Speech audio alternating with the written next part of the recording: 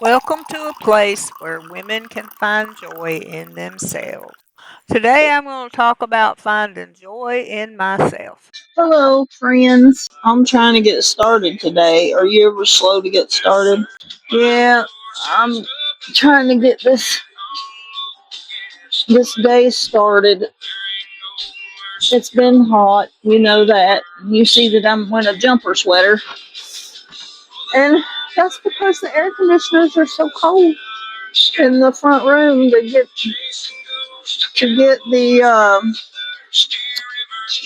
um to get the house cooled off. But I got cold, and I've been having a runny nose. So I thought I'd sit here and do just a little bit of laundry folding. Don't haven't been feeling good, and I think it's because honestly I just between the heat and the um not not moving around a lot, not getting outside and getting sunshine and stuff, I think really that's the problem why I'm not feeling good. I need to I need to roll this up a little bit. Just a little bit. I sure ain't pretty this morning, but I ain't worried about it too much. There's a time to be pretty and there's a time to not worry about it. Most of the time I don't worry about it. But some people they can't feel good unless they're kind of fixied up.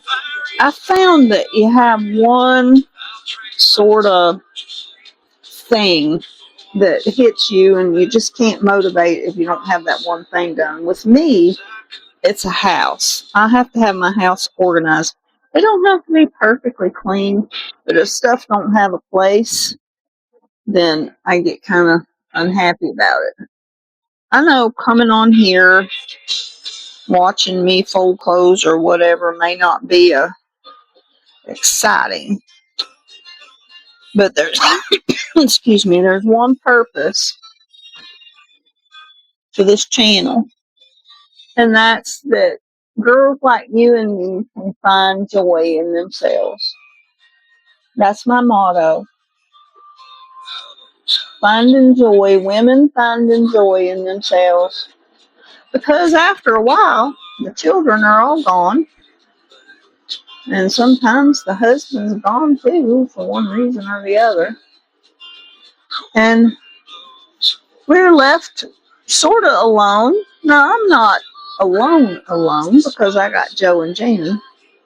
But Jamie's always busy doing his thing, and Joe's busy doing his thing, and my other children are busy doing their thing. So you gotta find that happy satisfaction in yourself. And honestly, it took me a long time, but I've learned to love my own company. So it helps me to actually, even as children, we'll have a little root to our own joy. There'll be things that we love, even from the time we're little children. And sometimes that all gets lost in the matrix of raising a family or having a career. But when you get a little bit older, that gives you time to go back sometimes and cherry pick those old things that you loved and get to where you can enjoy them again. I kind of got the hiccups.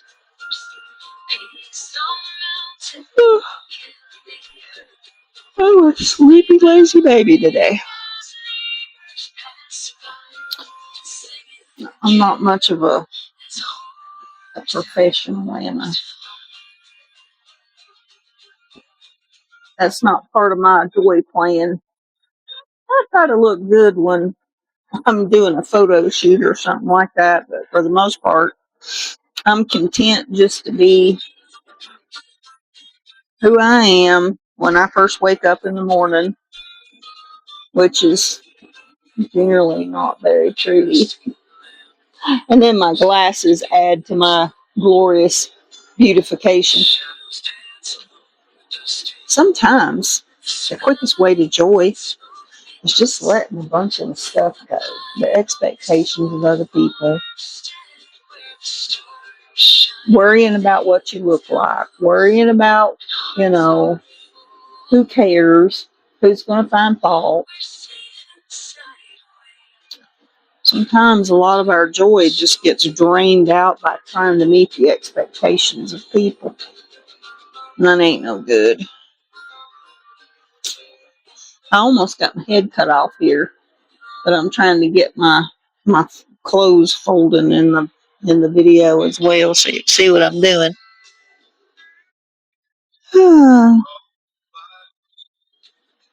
I got half of my laundry done last night. Today, it looks like, looking at the weather, it looks like today is our last 100-degree day. And God's helped us. We had a rough week because, you know, we spent $1,600 on the truck, and then we couldn't run it because it made the truck hot. Well, Jamie took it to the shop yesterday and found out it wasn't the air conditioner, it was the fan clutch. So we got that fixed, and now the air conditioner is working good. And so it was another $80, and that was just for labor because we had put a fan clutch on it before and it was still under warranty, so we didn't have to pay for parts. But I don't know what's causing that. Oh, we have so much to do before we move that I hardly know where to start. And I'm addle-brained as I can be, so I use a lot of AI assistance, and some people find fault with that, but I read one time that, especially like with me, I'm dyslexic, I'm ADHD, I can't half see, and it really comes in handy. It helps me out a lot. Sometimes they help me get up out of the bed and make myself go brush my teeth or whatever, but it's a choice that you have to make. You're not going to get away from AI nowadays, and you're not going to be competitive without it. That's a fact. But if you choose not to use it and you want to live just strictly old-fashioned, well, that's okay too. I wouldn't mind doing that myself, but I have got so many responsibilities, I can't half remember what I'm supposed to do if I don't use AI, which is sad, but it's just a thing. Oh, well, I got them done. It's hard to believe that that little bitty bit of clothes that I just folded took me hours and hours to wash and dry. Because I got that. One of these days I'm going to get a video with me doing laundry on my little washer. But I got a little washer that does like a third of the load. And then it's got a spinner. And I have to wash everything, empty the water. I can do like a pretty good little bit. It holds good, pretty good little bit. But anyway, I have to wash them, spin them out, and then wash out like 3 of those. And then I go back and I go back and I clean water and laundry softener, and I rinse them off and then spin them again. And then I can put them in my big dryer. Because my big washer that went with my big dryer went to it fell apart. Anyway, that reminds me of a story.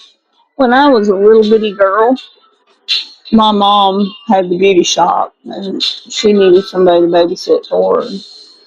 So she got the lady across the street to babysit me, and she babysitted me when I was real little, probably 2, on for a while, off and on for a while. And I really loved her. Her name was Wanda. And my mom was busy all the time, and she spent time with me, but it was a little difficult to get time with my mom because she spent all the time in the shop, you know. She was trying to make a living in that. And, but Wanda had 6 children, I think she ended up with 7 eventually. She had twins there at the end.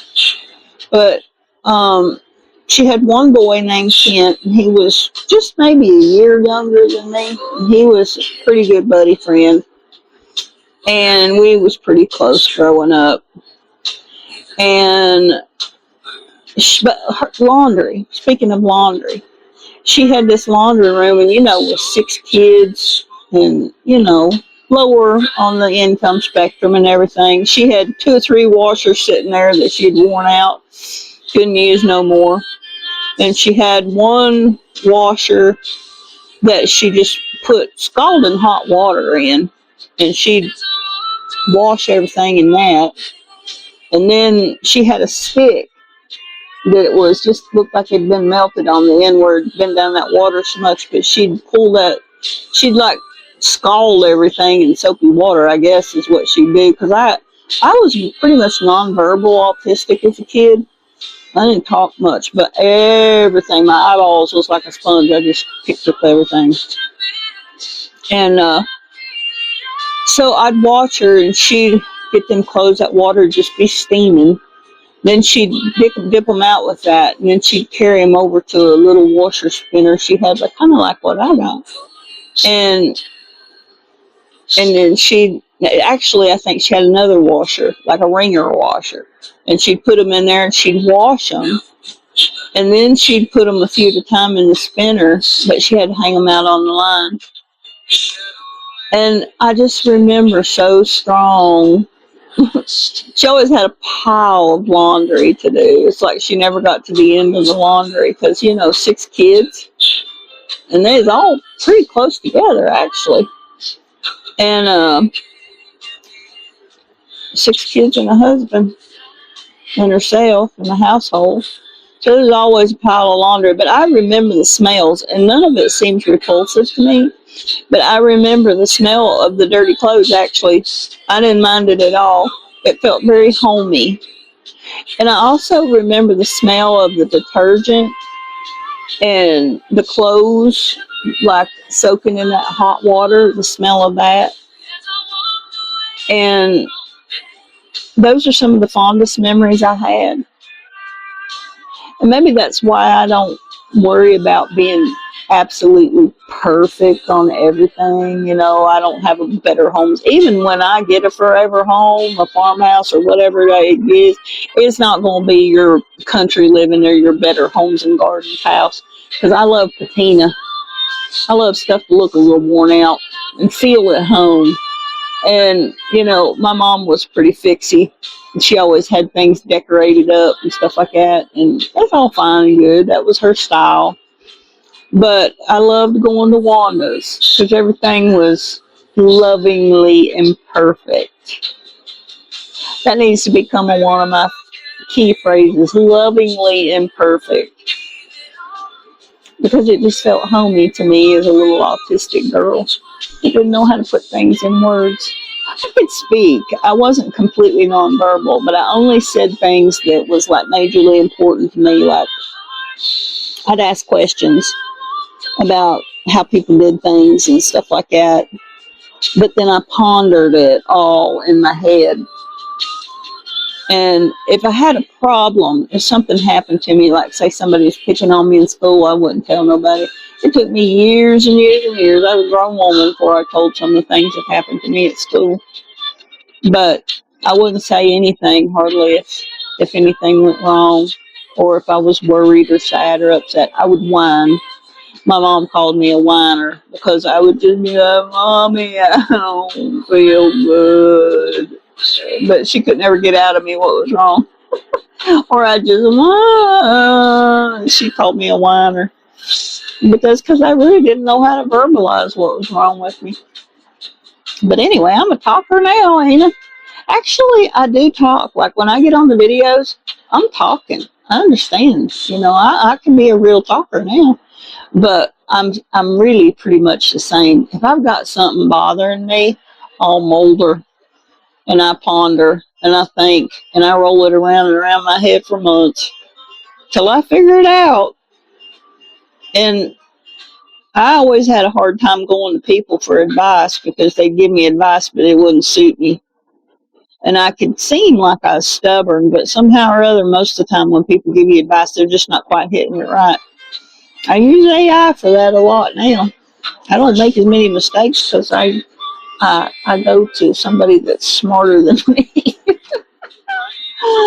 Anyway, I'm going to get off of here and I'm going to try to make a video after a while, but I'll talk to you later. Now, y'all come back and visit me real soon, you hear?